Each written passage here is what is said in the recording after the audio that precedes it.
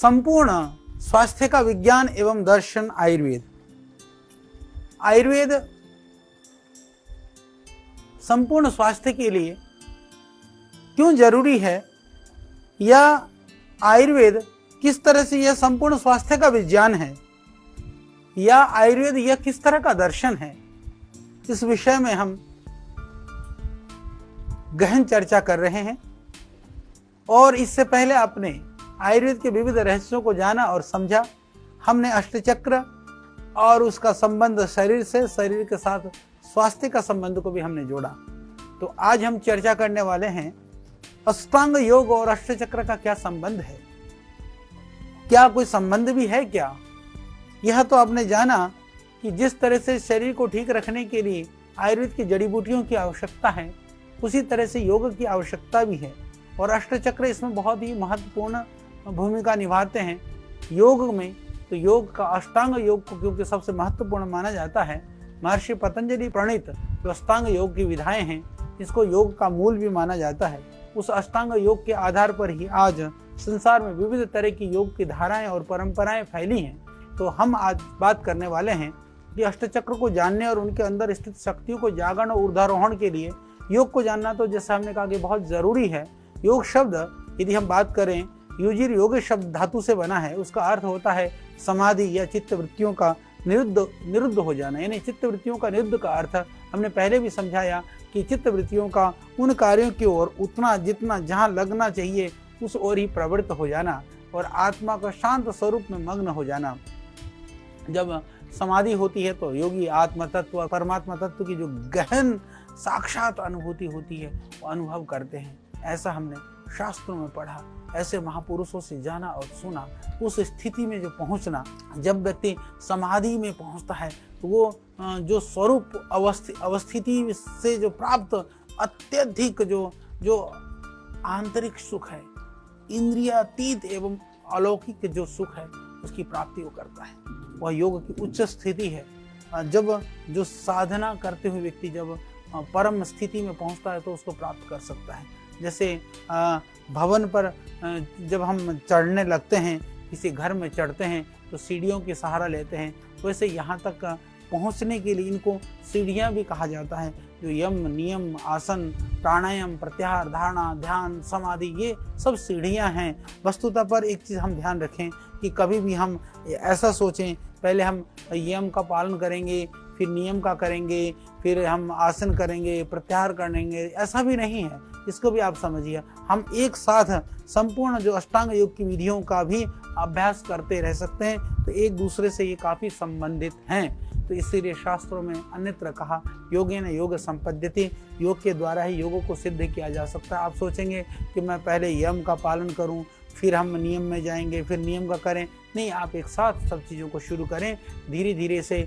जब हम जब तक हमारा जो मन है राग द्वेष विषय शक्ति से विमुख होकर के निर्मल शांत धीरे धीरे होने लगेगा, फिर हमारा जो शरीर है रोग से पीड़ा से मुक्त होने लगेगा। जब योग मार्ग में गति बनेगी तो हमारी मति भी जो है वह समाधि तक पहुंचने की हो जाएगी। और जब समाधि की ओर हम बढ़ेंगे तो बीमारी से हम दूर रह सकेंगे। तो शरीर को निरोग बनाने के लिए, मन को निर्मल और प्रसन्न शांत बनाने के लिए इन अष्टांग विधाओं का, अष्टांग योग का पालन बहुत जरूरी है। तो अष्टांग योग के साथ साथ इसको, क्योंकि इनका अभ्यास करने से क्या होता है कि व्यक्ति की जो चित्त वृत्तियों का, जैसे हमने कहा, निरोध होना, मन पर संयम प्राप्त करना, ये एक मन की चंचलता को दूर हो जाना, फिर अभ्यास और वैराग्य के माध्यम से परमात्मा की प्राप्ति होना। यानी अभ्यास और वैराग्य के लिए भी मन शांत होना, मन की चंचल वृत्तियों का निराकरण होना बहुत जरूरी है। इसीलिए वैराग्य के लिए विषय शक्ति में दोष दर्शन, यानी जिस ओर हम जाना चाहते हैं, जब तक उनके गुणों के ऊपर हमको भरोसा और विश्वास ना हो, जिसको छोड़ना चाहते हैं उसके अंदर जब दोष और कमियां न दिखाई दें तो हम कभी छोड़ नहीं सकते। यानी जब हमारी राग बुद्धि होती है तो उधर प्रवृत्ति होती है, जब दोष बुद्धि होती है तो उससे हमारी विमुक्ति भी होती है। इसीलिए जरूरी है विषय शक्ति में दोष दर्शन करते हुए हम बहुत ही श्रद्धापूर्वक निरंतर ढंग से साधना का, योग का अभ्यास करें। क्योंकि योग साधना से व्यक्ति का मन जितना शांत और बहुत प्रसन्न हो जाएगा ना, समझ लीजिए उतना ही हमारे अंदर जो दिव्य जो ज्ञानालोक है ना वो प्रकट होने लगेगा। इससे जो व्यक्ति है वो पूरी ऊर्जा के साथ में और आत्मशक्ति से परिपूर्ण होने लगेगा।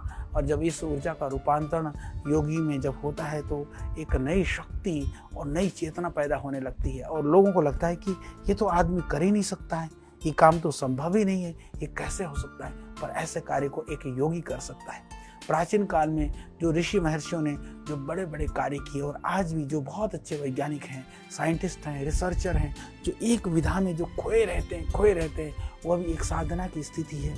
एक तल्लीन हो जाना, बाकी विषयों से अपने आप को हटा करके तो जाकर के संसार के अंदर बड़े कार्य संपन्न हो सकते हैं। जो व्यक्ति उस समय आकंठ नहीं डूबता है, आकंठ उसके अंदर समाहित नहीं हो जाता है, कभी वो बड़ा काम नहीं कर सकता। इसी को ही उस आकंठ डूबने में भी विकारों से रहित होकर के डूब जाएं तो वही योग है। कई बार कई होते हैं बहुत अच्छे वैज्ञानिक होते हैं, रिसर्चर होते हैं, पर कई बार स्थूल दोष हैं, वो सिगरेट पी रहे होते हैं, वो नशा कर रहे होते हैं। यदि उसको छोड़ करके यदि कार्य करें तो जितने बड़े बड़े वो अनुसंधान और कार्य कर रहे हैं उससे बड़े कार्य कर सकते हैं, इसमें कोई संशय नहीं है। तो हम आपको यही बता रहे थे कि योग का संबंध स्वास्थ्य से है, स्वास्थ्य का संबंध आयुर्वेद से है। तो इसलिए योग और आयुर्वेद का बहुत ही घनिष्ठ संबंध है। तो योग की साधना से आदमी क्या कर सकता है, वो दिव्य शक्ति, संकल्प और जो हमारी जो चेतना के निम्न केंद्र हैं उनको ऊर्ध्व चेतना के केंद्रों की ओर परिणत कर पाता है। उधर ऊर्ध्व चेतना की तरफ वो बढ़ने लगता है और ध्यान स्थिर होने लगता है। फिर जब व्यक्ति का ध्यान स्थिर होता है तो मन शक्ति, संकल्प शक्ति, आत्मा शक्ति से व्यक्ति पूरी तरह से युक्त हो जाता है। जब एक बार अंदर जो है ना, हमारे अंदर सुषुप्त जो शक्ति है, जो प्राण शक्ति है, जब जागृत हो जाती है ना, तो समझिए कि वह शक्ति जो है हमारी विविध ईड़ा, पिंगला, सुषुम्ना नाड़ियों से होते हुए मनस शक्ति के रूप में जब जा करेगा, आत्मशक्ति के रूप में जो है वो ऊर्ध्वगमन करने लगती है। तब यह शक्ति जागृत हो जाती है तो निरंतर चेतना बनी रहती है।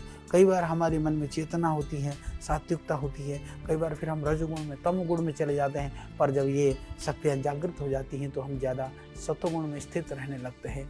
इसलिए जब भी हम ध्यान में बैठते हैं तो आपने देखा होगा कि जो विषय वैसी दिन में भी याद नहीं रहते, आंख बंद करने पर विविध तरह के विषय चित्र घूमने लगते हैं, क्योंकि हमारे सूक्ष्म मन के अंदर वो रजोगुण, तमोगुणी जो चीज़ें होते हैं वो बहुत प्रबलता के साथ उसके अंदर हमारे अंदर काम कर रहे होते हैं। साधना करने से, ध्यान करने से धीरे धीरे वो जो दोष हैं वो दूर होने लगते हैं।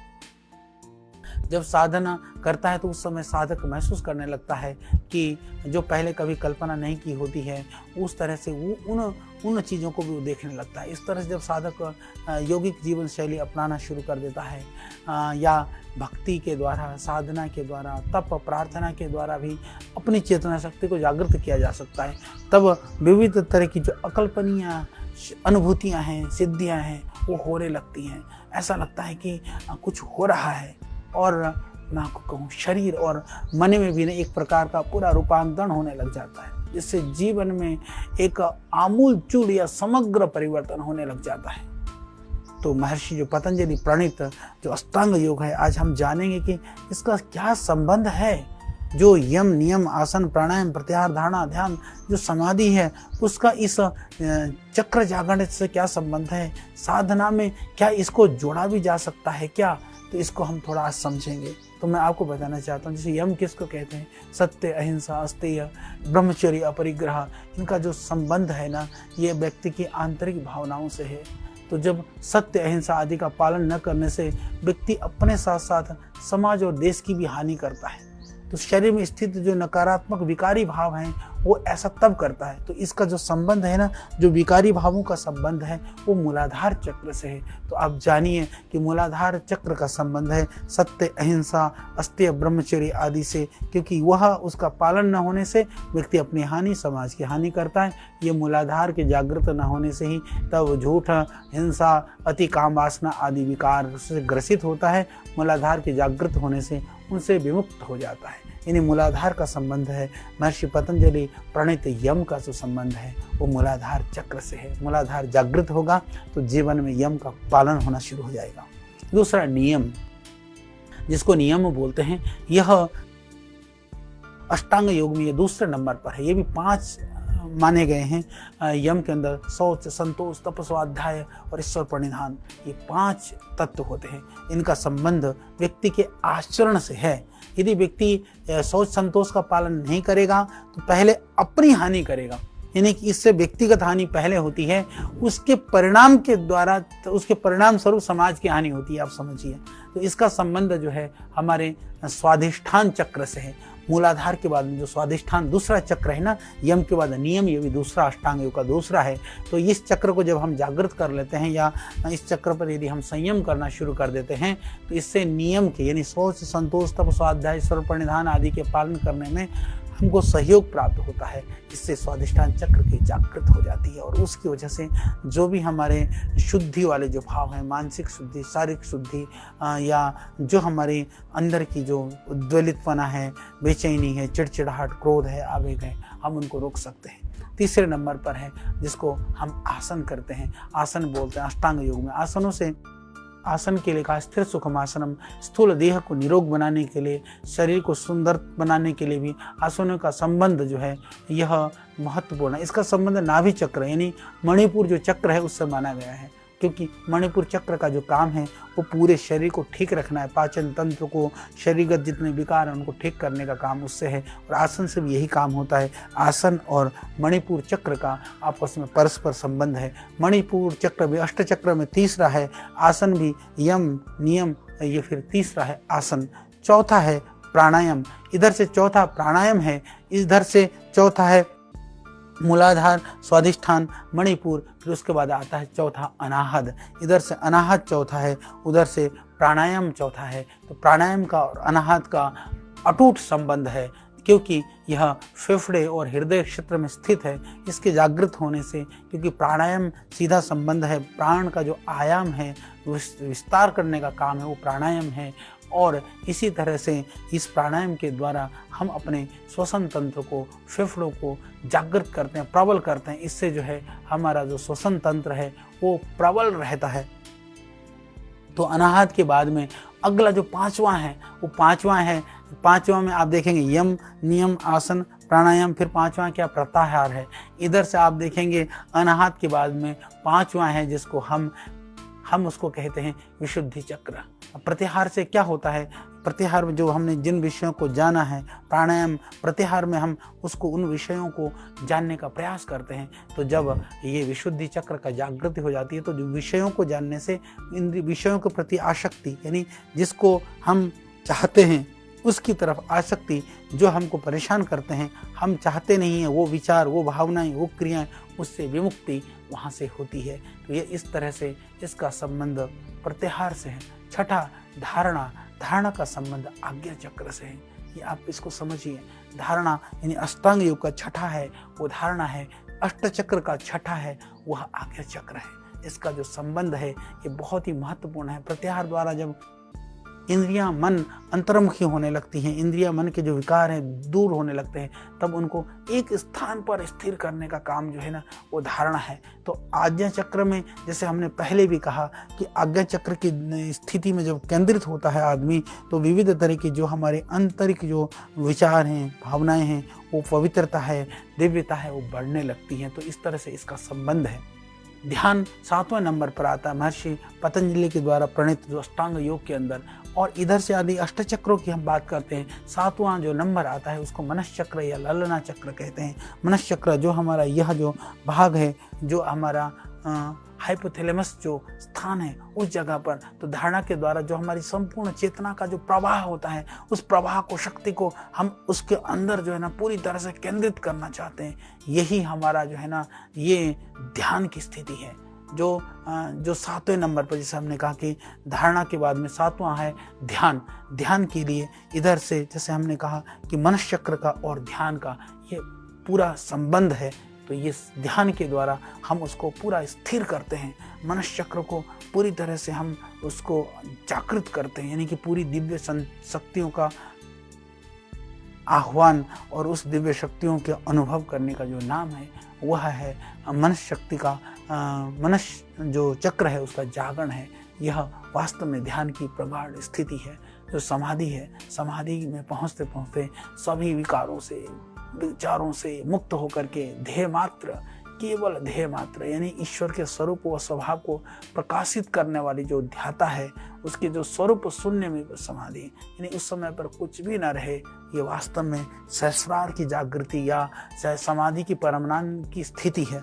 इस तरह से हम समझ सकते हैं कि अष्टचक्र और अष्टांग योग का यह गहन संबंध है। और एक बात मैं आपको और बताना चाहता हूँ, इस तरह की यह संबद्धता करने का एक भगवान ने हमको मौका दिया, या परमात्मा ने हमें अपनी साधना में यह सोच बुद्धि दी, तो यह प्रयास ही है। हमने एक विनम्र प्रयास किया है और आपको निश्चित रूप से ये बात समझ में भी आई होगी और आपने इसको जाना समझा होगा, और यह इसके अंदर यह प्रामाणिक और यह तथ्यपूर्वक भी ये बात लगती है।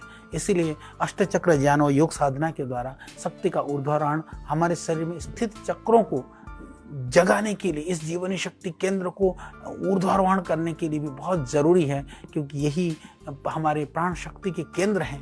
तो जब इनका जागरण होगा, इनका ऊर्ध्वारोहण होगा, तो हमारी पवित्रता और हमारी साधना भी बढ़ेगी, और साधना और पवित्रता से ये जागृत होंगे।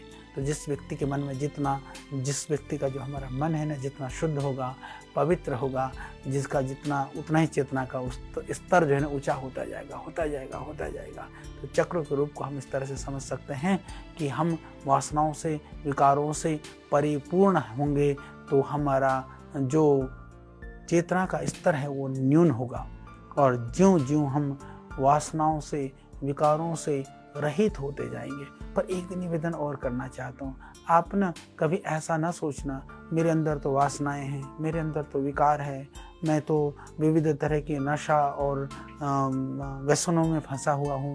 मेरा निवेदन ये है कि आप सोचिए कि वो हमारा स्वरूप नहीं है, उसको मुझे छोड़ना है। साधना हमारा स्वरूप है, उसको मुझे करना है। यह सोच करके यदि आप प्रवृत्त हो जाएंगे, डर करके दूर रहेंगे, तो कभी भी आप साधना की ओर प्रवृत्त नहीं हो पाएंगे, साधना मार्ग में प्रविष्ट नहीं हो पाएंगे। साधना से जो आपको शांति मिलनी थी, ध्यान के द्वारा रोगों से मुक्त होना था, चक्रों के ज्ञान से हमारे विविध विकार दूर होने थे, इस महत लाभ से आप वंचित रह जाएंगे। तो फिर आपको क्या करना है?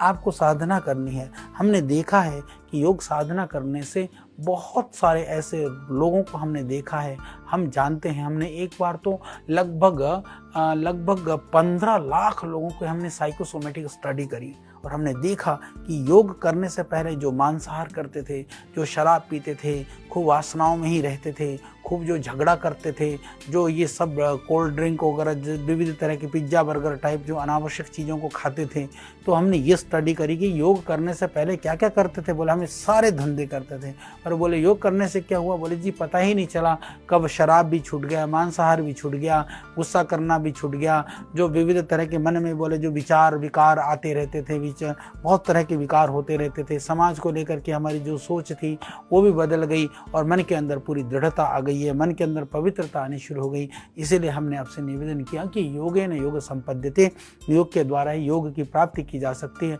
इसीलिए आप जो है ना निराश हताश न हो, आज से योग करना शुरू कर दीजिए। और योग शास्त्र में भी जैसे हमने कहा ना, संपूर्ण जो स्वास्थ्य की बात कर रहे हैं हम, संपूर्ण विज्ञान की बात कर रहे हैं, ये संपूर्ण स्वास्थ्य विज्ञान है, आप इसको समझिए। ये संपूर्ण स्वास्थ्य विज्ञान के लिए योग को आयुर्वेद से जोड़ना भी जरूरी है।